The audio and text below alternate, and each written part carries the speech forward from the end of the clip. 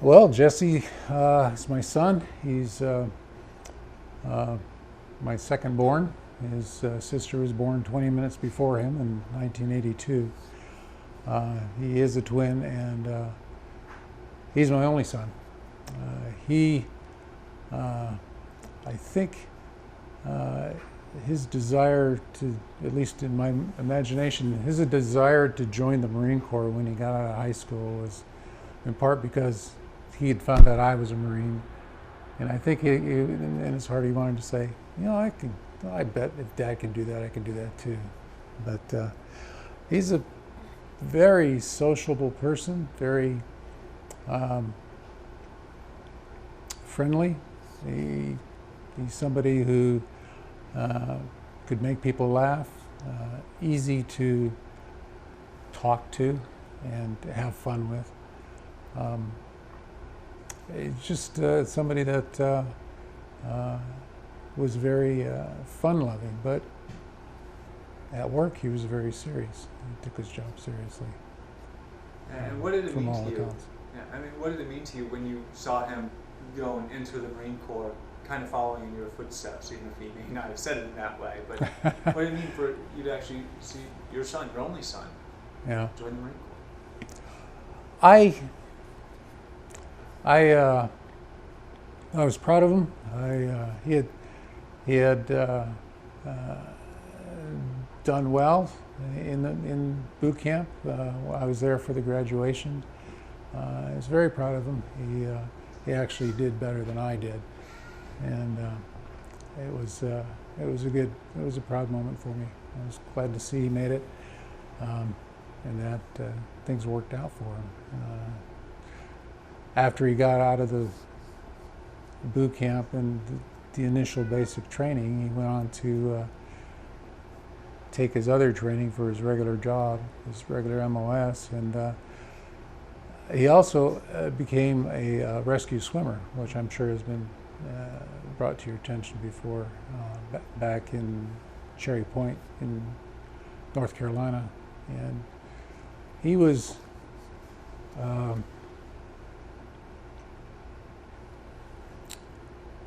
he was the rescue swimmer. He would be one of the people off the helicopter that would drop down, rescuing people who were in the ocean with difficulties. Either their boat sank or taking on troubles, whatever.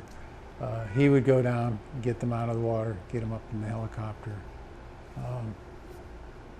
And that, he had to train for that, which is a very tough, rigorous. I mean, he told me the things he had to do in training, and I could barely stand to be in water myself. And to see my son just do that and make all that preparation and stuff, it just was very fulfilling, very satisfying. I was proud. So I mean, seeing him, commit a life to service, serving in the military, being a rescue diver. I mean, for you, I mean, how proud are you as a father to have seen that type of life that he lived, committing it to service? Well, it was good. I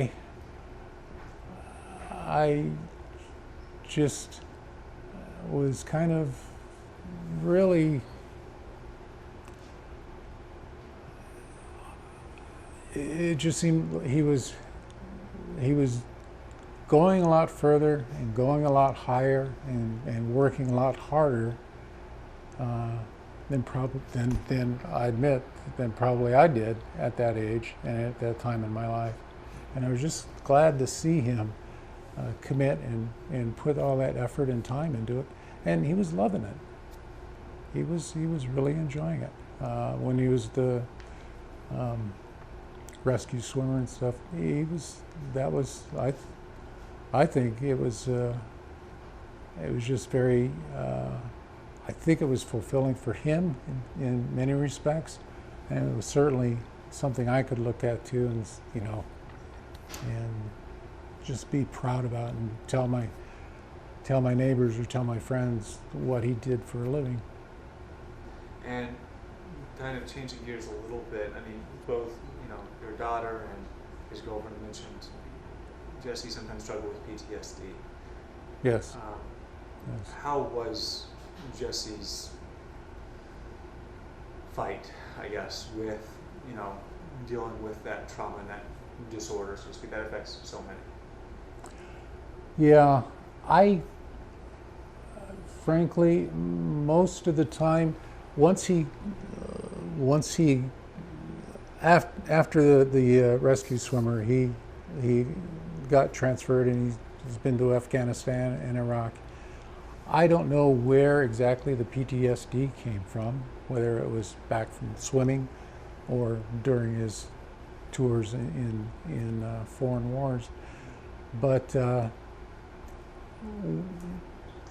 he was living elsewhere, and he was living in San Diego with his family and everything, and I was frankly clueless about the PTSD and everything like that, and it was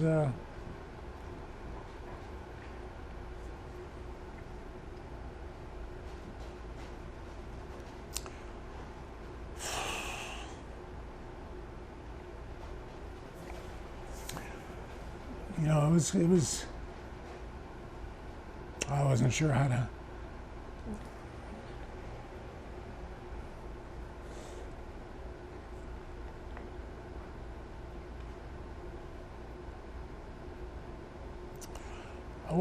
to help him, what I could do.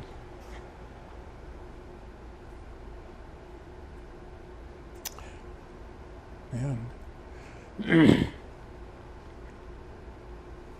he'd done so much more in his service that I could look at and say, and be proud of. But it seemed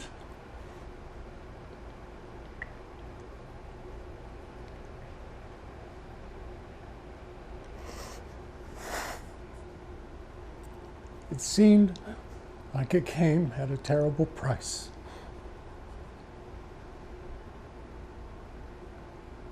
And I wasn't aware, at least initially, what that price was. I mean, we would talk, he would be fine. And I think part of that was he was hiding things from me. And we'd have conversations and stuff like that, but it just, it wasn't something I don't think I was able to help him with. And these next couple questions are going to be easy, and I apologize ahead of time, but when you got the call that your son was missing, what thoughts went through your head? How was that experience when you learned that no one really knew where your son was? Well, for me, Jesse did a lot of traveling. I had seen him probably more this summer than I have in a few years. I mean, he was living in Missouri and living in Las Vegas, and he would travel and live in different places, so I didn't get to see very much of him. But when he moved to Utah, he'd stop by more frequently. It wasn't a lot, but we got to see each other. We could have breakfast together and chat about things and stuff like that. So I'm embarrassing myself, but what was the question? No, you're fine. I mean, when you got the call, you learned that your son was missing. Okay. When I got the call, in some sense, I was thinking, well, he's done a Jesse thing. He's gone somewhere, and he'll pop back in, and everybody will be thankful that he's there, and he'll have an excuse about well, I did this or that did that, you know, or I think this, and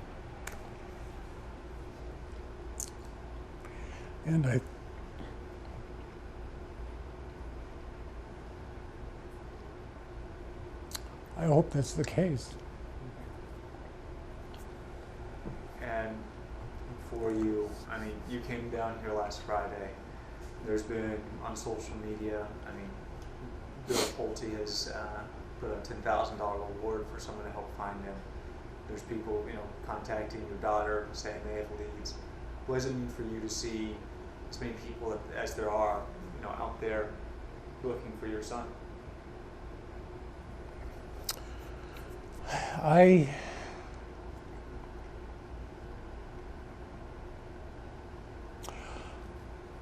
I'm grateful for all the people, the time and trouble and efforts and love and care that they're showing. I hope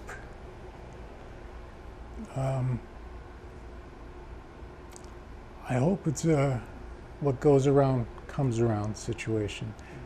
He rescued people. Now he needs to be rescued. I hope somebody's there to do it. If I can't be, I hope somebody's there. And if someone wants to help, what's your message to them? If they see your story, they want to help. They want to be that person that potentially can be there for him. What's your message to them?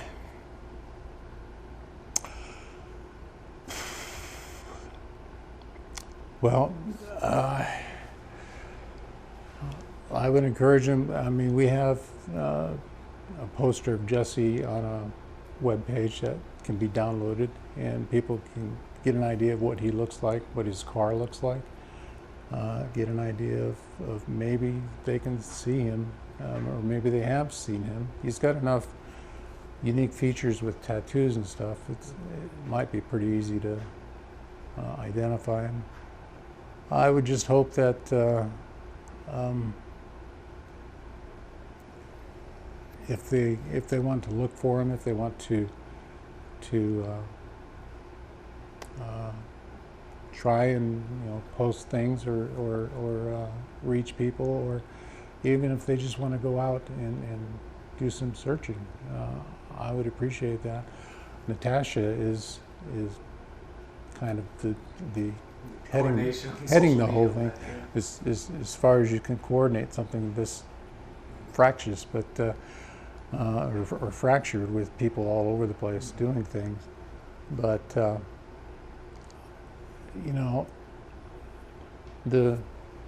worst thing that can happen to somebody looking for my son is they'll have a good day walking, being in the sun, and going out and looking and finding and trying to find him. If they find him, then it's a great day. It's a great day for everybody. If they even just find his car, that's kind of what I'm hanging my hopes on is, and we've talked about it in terms of we know so little. We have so few facts right now about Jesse's whereabouts, and we're trying to take those facts and make some possible conjecture on where he might be. And we've been spending a lot of time and effort pursuing that. But there's no, we're just basically working off of hope that if we can find him, great, that would be fine. If somebody else can find him, that's even better. We need to find him. We need to find his car to help us identify what's going on, where he is. So anybody who could help us with that, they'd be making plenty of people less stress-ridden or stress-induced and anxiety-prone, and make us all at least get past that initial hurdle Now we've got something. Now we got the car. Now we, or ideally, now we found Jesse. Let's find out how we got there, and let's deal with let's deal with picking up the pieces and getting him back into our happy and loving arms. And probably my last question for finish the same question with her is I'll ask you. I mean, if Jesse were to see this, what would your message be to him? Well, I think the message